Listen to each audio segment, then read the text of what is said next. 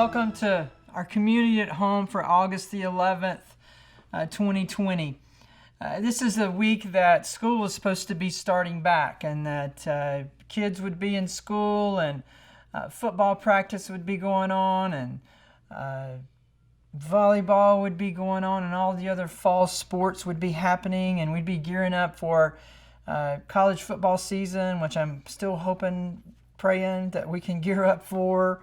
But we know that the times that we're in, it's just everything is so upside down. And one of the things that I've been saying the last couple of weeks to our staff and to just people in general, having dinner with people or whatever, is that I really have a sense that this is just lingering and it's taking so long that we're dangerously close to people just checking out, and especially checking out for the rest of this year. We get into fall, and if things have been like the summer and they've been like the spring, then it's easy to have this mentality of, what's the difference? We'll just wait till next year. And I think that we really got to be, careful with that. And so I just want to encourage you today. I want to encourage you to not fall into that temptation of checking out. It's such a negative vibe or negative attitude to have. And we don't need to write off the year. God hasn't written off the year. We don't need to write it off. We certainly don't need to write people off. God doesn't write people off, so we shouldn't be writing people off. And I know it's really difficult when you've been hurt, when you've been disappointed, when things don't. Just think about all the trips that have been canceled, and you think about all the plans that we have set that have had to be canceled, and it's difficult. And it's so easy to want to check out. And so I just really encourage you to take the phrase check out and not use it as a negative thing, but to use it as a positive. There is the negative checking out, but there's also a positive checking out. I'm going to check that out, or I'm going to check out that. I just heard something this past week about this company that will take a camper to a campground, and they will set it up for you. They will drop the RV there, and you just show up with your stuff like you would show up at a hotel.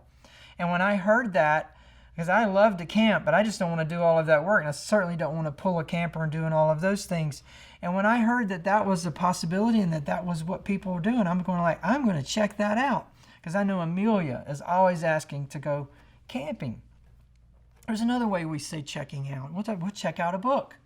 We'll go to the library and check out a book, and we check out a book we're wanting to learn, or we're wanting to be entertained because we're reading a novel, but it's a positive thing, not a negative thing. And so as you are tempted with the news that keeps coming out and with the things that keep getting canceled, I saw on one of the news sources that I was looking at, and the headline was, "Should you cancel your winter plans?" And it's like, oh, how depressing is that? And it's so easy to check out, but let's don't check out. Let's don't check out negatively. Let's check out in a positive way. Let's lean into the places that we need to lean in.